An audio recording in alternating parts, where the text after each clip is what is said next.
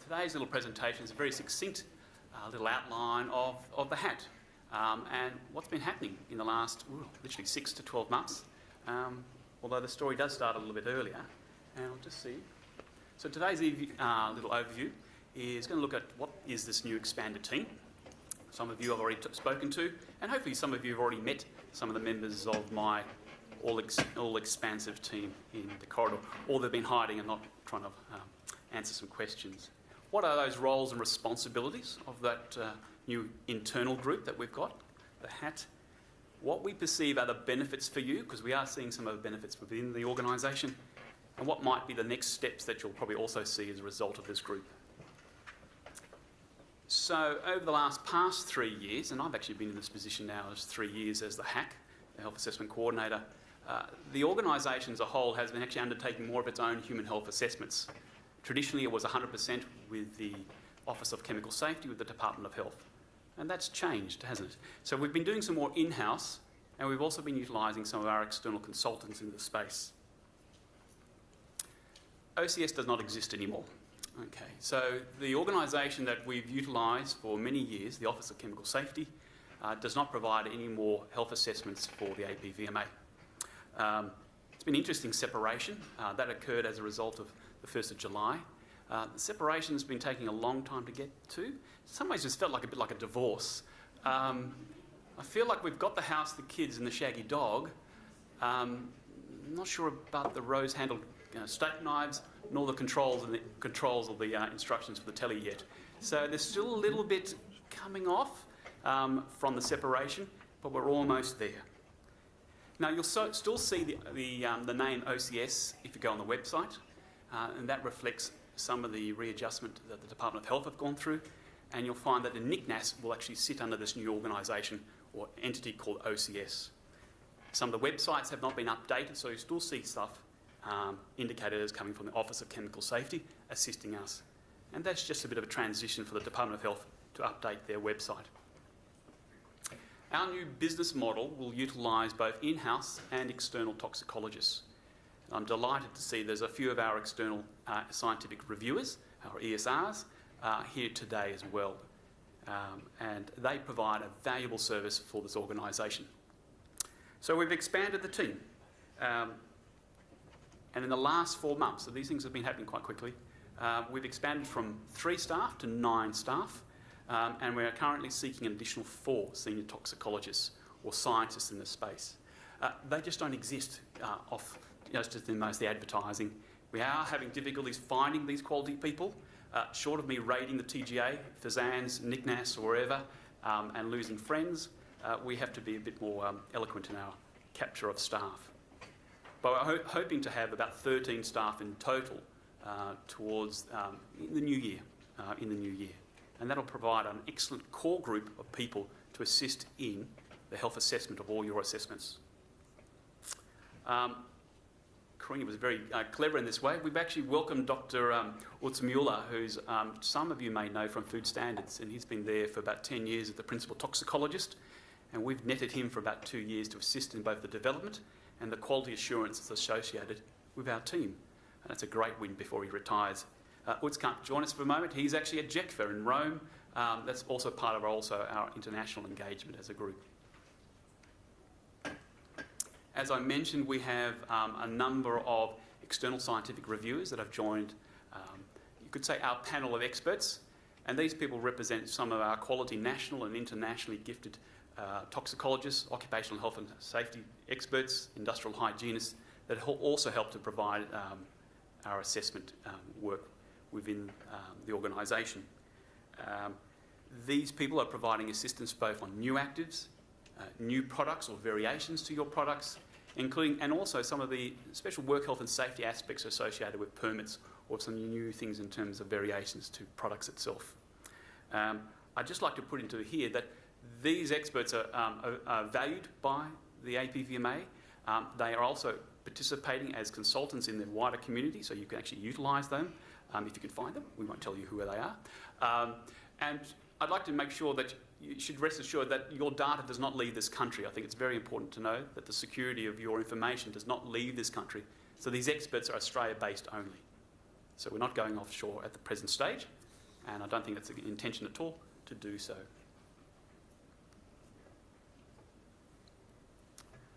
So what are the benefits that we're seeing through at the moment? Well, I guess immediately, from a very selfish perspective, I'm seeing a greater efficient management of our health assessments. It allows us to provide that advice early on in the piece, both with our case managers, portfolio managers, and our risk managers, whenever something comes in the door or an inquiry comes through. We're going to see improvements to our risk assessments, and hopefully you've probably been seeing some of those already. You're probably seeing them in terms of quality and timeliness. We've already started using some of our national and international assessments, and they're being drawn into those reports as well.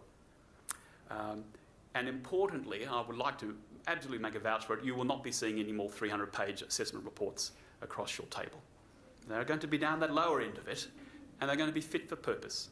And that's a key driver in terms of effectiveness and our ability to meet times. You will get greater consistency in outcomes in the end-to-end process. So the people who are providing you advice at the pre-application meeting will probably be the people doing the assessment, and who will be also providing you the follow-up advice if you've got some concerns when that report is completed.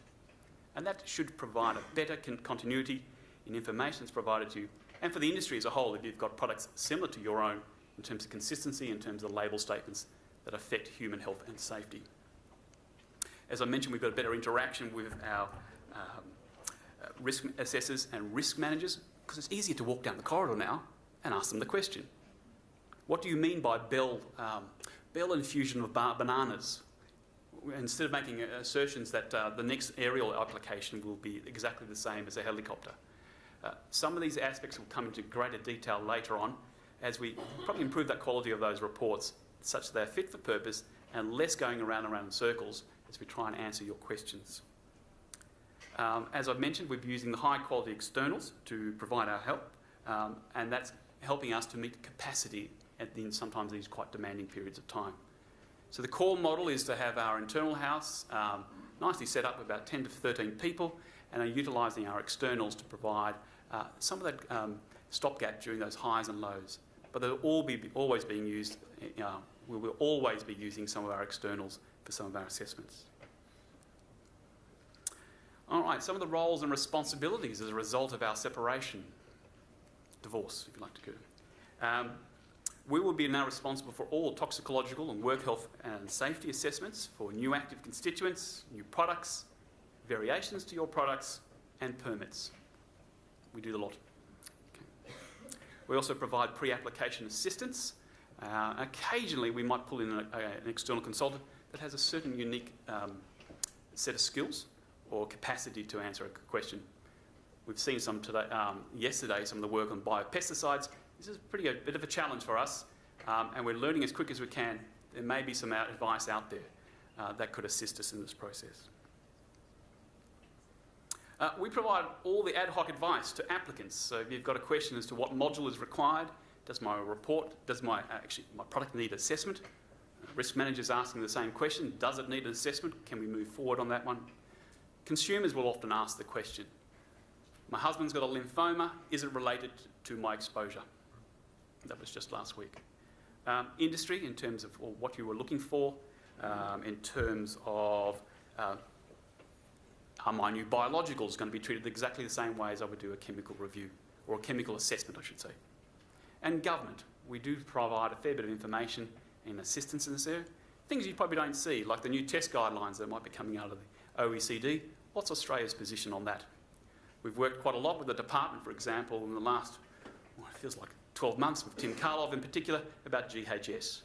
And we've been instrumental in trying to assist the department in coming into some sensible ideas about where that direction should go. And last but not least, we're also responsible for all the applications that will go to poison scheduling. I'll just talk a little bit more about what might be on the radar for poison scheduling as well. That is such a fun job, that one, on poison scheduling. Other roles and responsibilities. We're now responsible for the ADI and acute reference dose list. They're going to have a little lick of paint, and maybe in the next 6 to 12 months you'll probably see it come out as a little bit of a different document. The content may not change much, but the way it's presented and where you would find it, which will be on our website, will be what will occur in the next 6 to 12 months. In the separation, we've also got this thing called the phased handbook. And to me, in the separation, there's a bit of the shaggy dog that's about 10 years old and maybe 20 years old, and it's looking a bit tired. So we're going to be doing a bit more work in the next 12 months plus to see what might be the best way of utilising this handbook, in what form and what shape that will be. So we have responsibility for that. It's a bit of an old document. Let's see what we can do in terms of resourcing and time. Our next steps, staffing. Need staff, need more staff. But we're getting there, so we ask for your patience. If some of my assessments are running a little bit late, it is a bit of a difficult time. Someone wants to move us somewhere and it's having some issues in finding people. We're going to try and get you some better technical guidance, specifically in the area of health assessment in the next 12 months. Simple things, for example, like what are the minimal expectations for toxicological assessments, etc. These things will be worked out. And that's probably what we'd really like to be able to do. Having that now in-house and not having to consult with our colleagues in the Department of Health actually improves the efficiency about getting that information out. New actives, we're going to try and work strongly in terms of timelines and complexity. We're going to try and turn around the 100% lateness on new actives to something that's a bit more tolerable. I get a big nod from the CEO on that one. And I hope to be in this same position in about a year's time to be able to give you some data on where that's looking for as we support that innovative end of the town that's trying to come up with new actives for both our agriculture and veterinary stakeholders. As I mentioned, we're probably already utilising some of our national and international data, but we are using international data, reports and guidance in that way. And as Matt O'Malley was presenting earlier yesterday, we'll provide a bit more detail on terms of the guidance associated with this health assessment area. Poison scheduling, and I'll probably almost finish on that point.